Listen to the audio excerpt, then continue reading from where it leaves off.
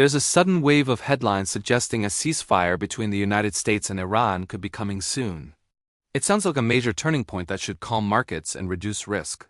But if you look closer, there's no confirmed deal and Iran is denying it. Despite that, markets are already reacting as if something real has changed. This is where most people get it wrong about how markets actually move. They assume prices respond to facts, when in reality they respond to expectations. Markets don't wait for certainty before moving capital. They move based on what traders think is about to happen next. And in today's world, those expectations are shaped extremely quickly by narratives. That means even a single headline, whether accurate or not, can shift billions of dollars.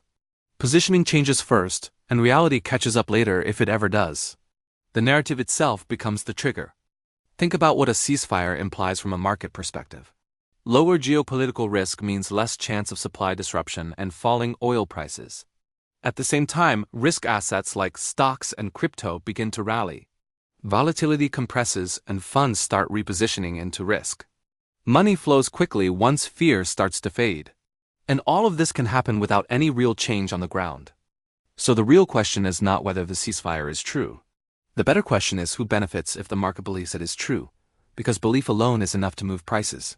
Funds positioned for lower oil prices benefit from this narrative gaining traction. Governments may also want to calm markets and reduce panic. Large players might use the narrative to create liquidity and exit positions. This is why modern conflicts are no longer just fought with weapons. They are also fought through information, headlines, and perception. In financial markets, perception becomes reality in the short term. If you can influence what people expect to happen next, you can influence how money moves. And that can be just as powerful as any physical action. Capital follows belief before it follows truth. You'll also notice a pattern if you watch closely.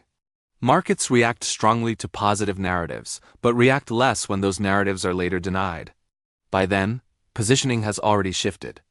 The move has already happened before the truth catches up. The narrative has already done its job. That's why price action often feels disconnected from reality.